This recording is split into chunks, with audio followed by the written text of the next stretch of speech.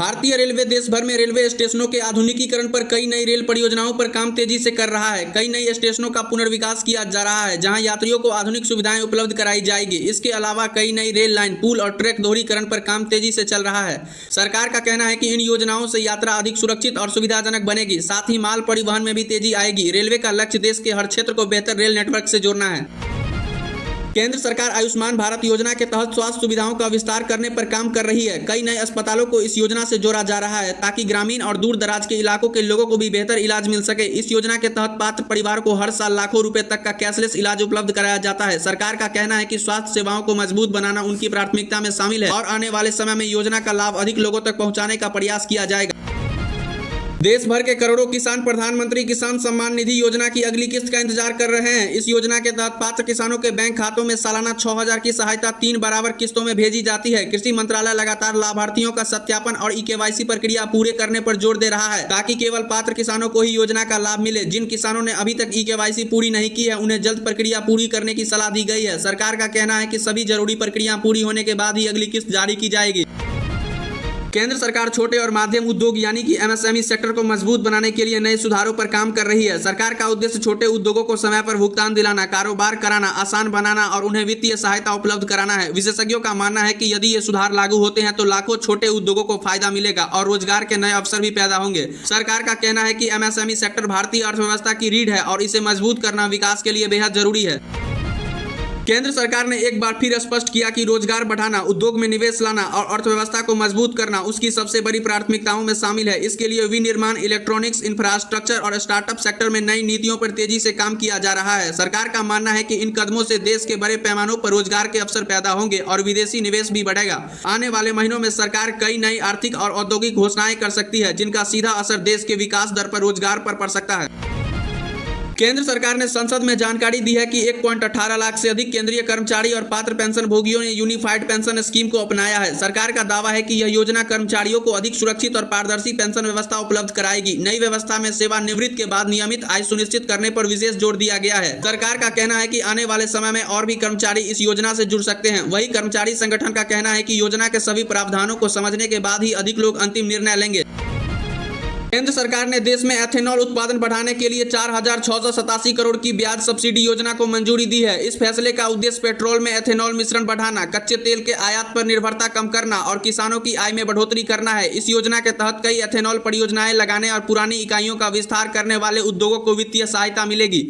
सरकार का मानना है कि इससे गन्ना, मक्का और अन्य कृषि उत्पादों की मांग बढ़ेगी, जिससे किसानों को बेहतर दाम मिलने की संभावना है। साथ ही ग्रामीण क्षेत्रों में नए रोजगार के अवसर भी पैदा होंगे और भारत ऊर्जा के क्षेत्र में निर्भर बनने की दिशा में एक और कदम आगे बढ़ेगा।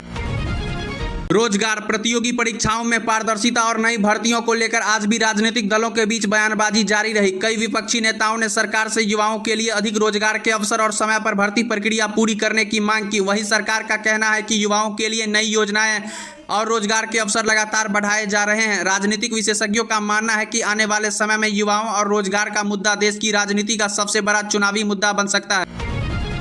देश के कई राज्यों में क्षेत्रीय राजनीतिक दल अपने संगठन को मजबूत करने और आगामी चुनावों की तैयारियों में जुट गए हैं। कई दलों ने कार्यकर्ताओं के साथ बैठकें की और जनता के बीच पहुंच बढ़ाने की रणनीति तैयार की। वहीं कुछ राज्यों में संभावित गठबंधन और सीटों के बंटवारे को लेकर भी चर्चा तेज हो गई है। माना जा रहा है कि अगले कुछ महीनों में कई राज्यों की राजनीति में बड़े बदलाव देखने को मिल सकते हैं।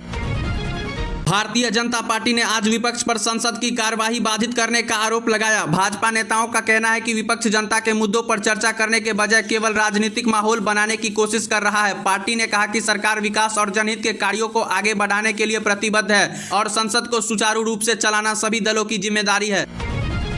बिहार में विधानसभा चुनाव की तैयारियों के बीच सभी प्रमुख राजनीतिक दल पूरी तरह सक्रिय हो गए हैं। भाजपा, जदयू, राजद, कांग्रेस और अन्य दल लगातार जनसभाएं, संगठनात्मक बैठकें और जनसंपर्क अभियान चला रहे हैं। नेताओं के दौरे बढ़ गए हैं और चुनावी रणनीति पर लगातार मंथन हो रहा है।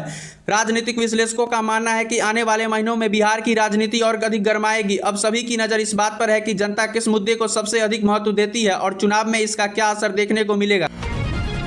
बिहार सरकार सरकारी सेवाओं को पूरी तरह डिजिटल बनाने की दिशा में लगातार काम कर रही है। कई विभागों की सेवाओं को ऑनलाइन किया जा रहा है ताकि लोगों को सरकारी कार्यालयों के चक्कर न लगाने पड़े। सरकार का कहना है कि इससे पारदर्शिता बढ़ेगी, भ्रष्टाचार में कमी आएगी और लोगों का समय भी बचेगा। आने वाले समय में और भी कई सेवाएं ऑनलाइन उपलब्ध कराई जा सकती है। राजद, कांग्रेस और वाम दलों ने राज्य सरकार को कानून व्यवस्था, बेरोजगारी और महंगाई जैसे मुद्दे पर घेरा है। विपक्ष का आरोप है कि सरकार जनता के मूल समस्याओं को हल करने में असफल रही है। वहीं सरकार ने इन आरोपों को खारिज करते हुए कहा कि बिहार में लगातार विकास कार्य हो रहे हैं और जनता को हर क्षेत्र में बेहतर सुविधाएं दी जा रही है। इस मुद्दे पर दोनों पक्ष के बीच राजनीतिक बयानबाजी लगातार जारी है। राजधानी पटना में बढ़ते ट्रैफिक जाम को कम करने के लिए ट्रैफिक पुलिस और नगर प्रशासन ने नई योजना तैयार की है। प्रमुख चौराहों पर निगरानी बढ़ाई जा रही है और यातायात नियमों का उल्लंघन करने वालों के खिलाफ कार्रवाई तेजी की जाएगी। अधिकारियों का कहना है कि लोगों के सहयोग से ही ट्रैफिक व्यवस्था में सुधार संभव है। बरसात और बढ़ते जलस्तर को देखते हुए गंगा नदी के किनारे बसे जिलों में प्रशासन को पूरी तरह सतर्क रहने के निर्देश दिए गए हैं। एनडीआरएफ और एसडीआरएफ की टीमें भी आवश्यक स्थानों पर तैयार रखी गई है। लोगों से नदी के किनारे अनावश्यक रूप से नहीं जाने की अपील की गई है।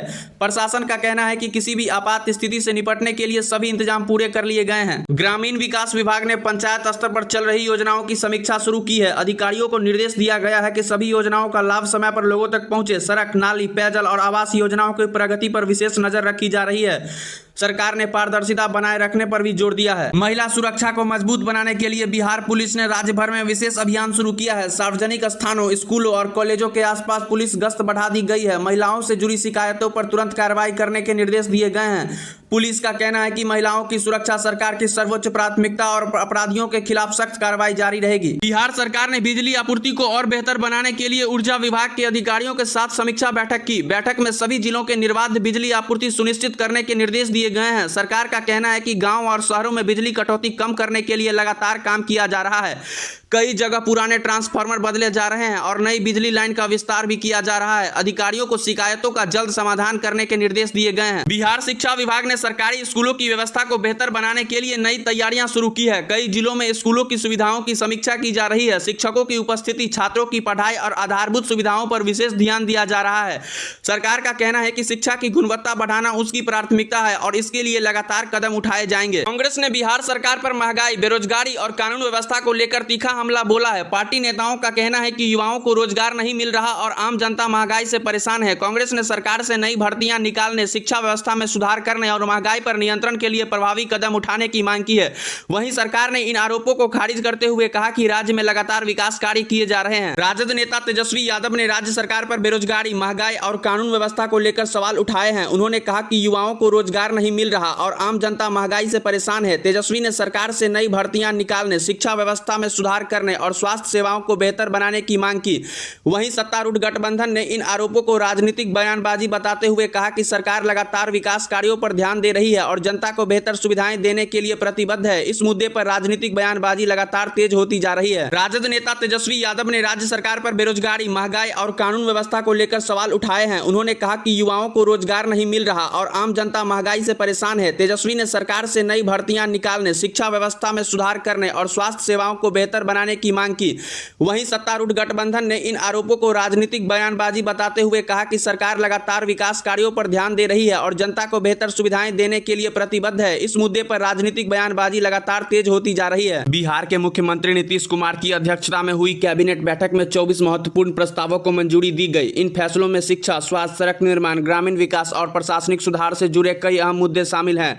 सरकार का कहना है कि इन योजनाओं से आम लोगों को बेहतर सुविधाएं मिलेगी और विकास कार्य में तेजी आएगी। उप मुख्यमंत्री सम्राट चौधरी ने बताया कि सरकार का उद्देश्य हर जिले तक विकास पहुंचाना है। वहीं विपक्ष के इन फैसलों पर सवाल उठाते हुए कहा कि सरकार पहले पुरानी योजनाओं को पूरी तरह लागू करे।